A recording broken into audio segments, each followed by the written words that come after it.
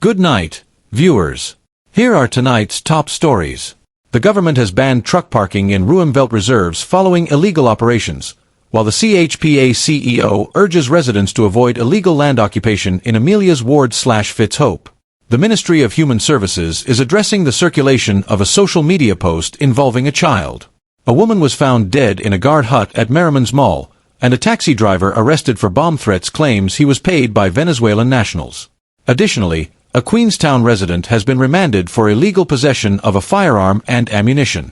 In other news, a mother of 8 seeks financial assistance for urgent brain aneurysm surgery, a part-time worker claims mistreatment over a salary dispute, and a Venezuelan woman survives a brutal chopping in the Northwest District.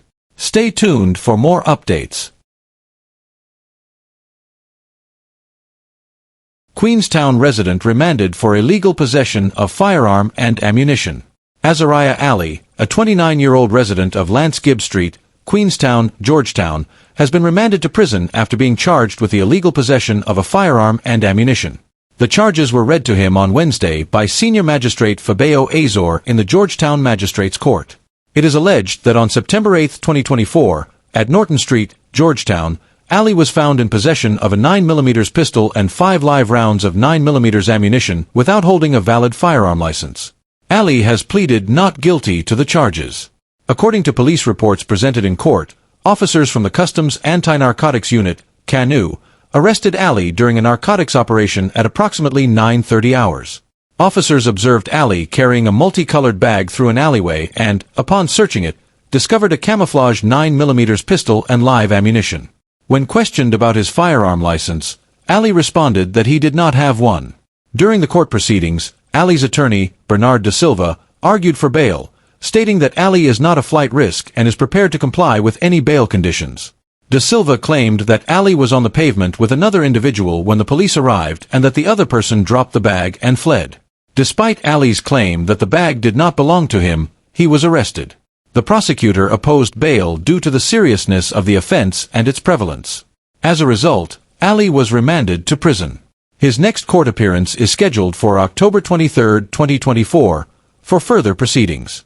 Taxi driver arrested for bomb threats claims he was paid by Venezuelan nationals. A 42-year-old taxi driver, Travis Damian Francis Roberts of Princes Street, Work and Rust, Georgetown, has been arrested in connection with a series of bomb threats made between August 31 and September 1, 2024. Roberts admitted to issuing the threats, claiming he was paid by 2 Venezuelan nationals. Roberts was apprehended on Wednesday and questioned by officers from the Criminal Investigations Department, CID, headquarters.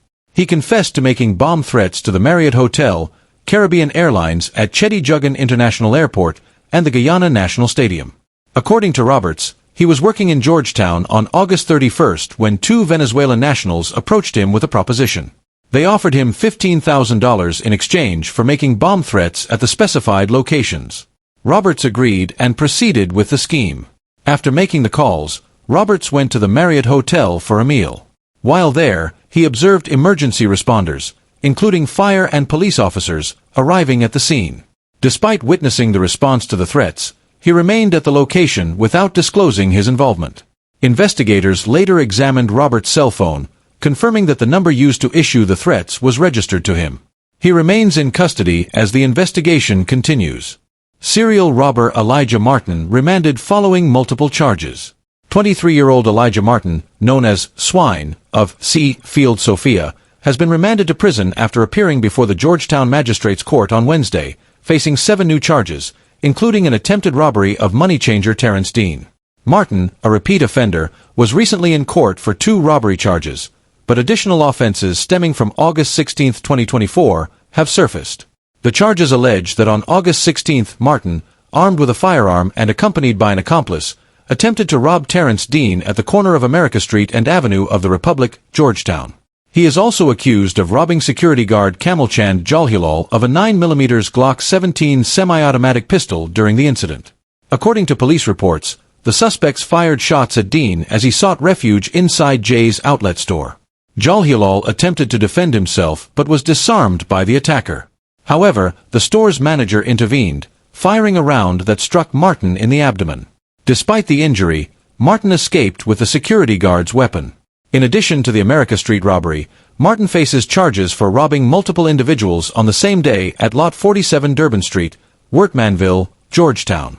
The victims include Imran Ali, Angelica Adams, and Jason Glasgow, who were robbed of cash and personal items. Martin is also charged with illegal possession of a .32 Taurus pistol and matching ammunition. The court heard that Martin was treated for his gunshot wound at the Georgetown Public Hospital Corporation and discharged on August 22, 2024.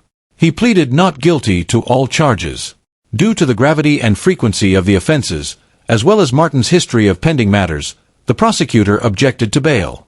Martin has been remanded to prison and is scheduled to return to court on October 23, 2024, for further proceedings. Venezuelan woman survives brutal chopping in Arakaca, Northwest District. A 26-year-old Venezuelan woman, identified as Jennifer Hernandez, is recovering at the Georgetown Public Hospital Corporation, GPHC, after surviving a brutal chopping incident in Arakaca, Northwest District, Region 1. The attack took place on Monday, leaving Hernandez with multiple chop wounds, including a severe injury to her neck. While details remain unclear, reports suggest that Hernandez was involved in an altercation with another Venezuelan woman, which escalated and resulted in the violent attack. Following the incident, Hernandez was initially rushed to the nearest health center, then transferred to Pacara Hospital in Matthews Ridge for further medical attention. On Tuesday morning, she was flown to Georgetown for more advanced treatment at GPHC, where she is currently receiving care for her injuries. Authorities are investigating the circumstances surrounding the attack as more information becomes available. Ministry of Human Services and Social Security addresses circulation of social media post involving child. The Ministry of Human Services and Social Security, through the Child Care and Protection Agency, CPA, has been made aware of a social media post circulating about an 11-year-old child. The ministry, in collaboration with the CPA, wishes to assure the public that the situation has been thoroughly investigated. The matter was promptly reported to the police, resulting in the apprehension of the alleged perpetrator. The case file is currently under review by the Office of the Director of Public Prosecutions, DPP. The ministry and the CPA strongly urge the public to respect the privacy of the child involved. Under no circumstances should the child's identity be made public or compromised, whether through pictures or any other information that may reveal the identity of the victim. Protecting the child's well-being and privacy remains a top priority. The child continues to receive the necessary psychosocial and medical support to aid in their recovery. Government part-time worker claims mistreatment following salary dispute. A part-time worker for the government was allegedly arrested and subjected to humiliating treatment on Monday after a dispute arose regarding her payment for work performed in the 52 to 63 Neighborhood Democratic Council, NDC, office. Drupwati Dianarine, also known as Kavita, of No. 56 Village, Region 6, claims she was overpaid and subsequently mistreated by authorities when the issue was raised. Dianarine explained that she worked 5 days in the month but was mistakenly paid for 10. Upon receiving her salary of $20,000 at the NDC office, she counted the money and left. However, shortly after, she was contacted by the office and informed that she had been overpaid by $20,000 and was asked to return the excess funds. Dianarine told officials that she had already spent $9,000 of her salary but was instructed to retrieve the money and return it to the office, which she did.